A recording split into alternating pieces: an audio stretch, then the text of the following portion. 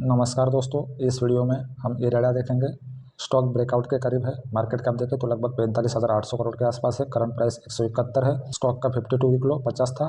Stock का 52 week high 215 था लगभग। स्टॉक भी 37.6, बुक वैल्यू 31.8। डिविडेंड कंपनी अभी तक पे नहीं करता, नई लिस्टेड हुई है company. ROC 9.35, ROE 17.3, face value 10 है। तो दोस्तों अब चलते हैं क्वार्टरली रिजल्ट पर। कंपनी के 3-4 दिन पहले ही नतीजे आए हैं और कंपनी ने अच्छा खासी ग्रोथ दिखाई है।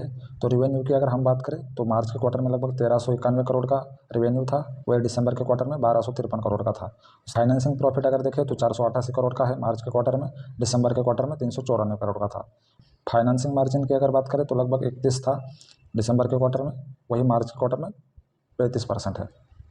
PBT देखें तो मार्च के क्वार्टर में लगभग 480 था, वही दिसंबर के क्वार्टर में 386 था। नेट प्रॉफिट लगभग 337 करोड़ था मार्च के क्वार्टर में, दिसंबर के क्वार्टर में 337 था।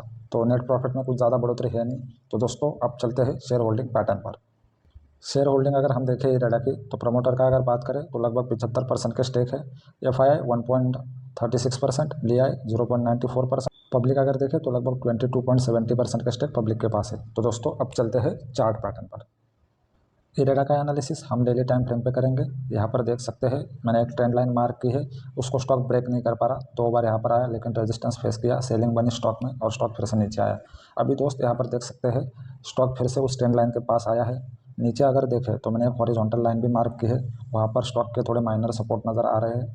यहाँ पर देखेंगे अगर हम तो ये जो ट्रायंगल पैटर्न बन रहा है उसका रेंज भी थोड़ा माइनर हुआ है। तो अगर स्टॉक इस ट्रेंड लाइन के ऊपर ब्रेकआउट देता है, क्योंकि कंपनी के 2-4 दिन पहले ही रिजल्ट आया है और रिजल्ट अच्छे आए हैं, तो अगर स्टॉक इस ट्रेंड लाइन के ऊपर ब्रेकआउट देता है, ब्रेकआउट के बाद अगर हम एंट्री की बात करें तो लगभग 180 के ऊपर आएगी।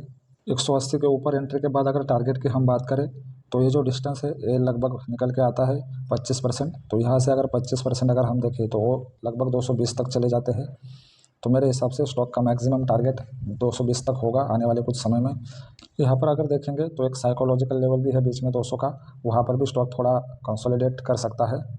तो हम अगर मिनिमम टारगेट की बात करें तो वो 200 के लेके हम चल सकते हैं। दोस्तों ये हो गई टारगेट की बात। स्टॉप लॉस की अगर हम बात करें तो एक मेजर स्टॉप लॉस का वर्क करेंगे और स्विंग ट्रेड के लिए अगर हम स्टॉप लॉस देखेंगे तो दोस्तों वो लगभग हमारे बन जाएंगे 165 के करीब। 165 के नीचे हमारे एक minor stop loss swing trade के लिए प्लेस हो सकते हैं। इनकेस दोस्तों स्टॉक इस ट्रेंड लाइन को ब्रेक नहीं कर पाता और नीचे आता है तो फिर ये जो 154-55 का लेवल है यहाँ पर हमारे लिए एक बाइंग अपॉर्चुनिटी बन सकती है, क्योंकि यहाँ पर स्टॉक के थोड़े मेजर सपोर्ट नज़र आ रहे हैं। अगर स्टॉक इसको भी ब्रेक करता है तो फिर ये जो लेवल है 120 का, यहाँ पर नेक्स्ट सपोर्ट आएगा स्टॉक का। तो दोस्तों आशा करता हूँ आप ये एनालिसिस समझे होंगे। मिलते हैं अगले वीडियो में अगले स्टॉक के साथ। दोस्तों आपकी जानकारी के लिए बता दूँ, ये वीडियो सिर्फ एजुकेशन पर्पज़ के लिए है, किसी भी प्रकार की बाय और सेल की रिकमेंडेशन मैं नहीं देता। धन्यवाद।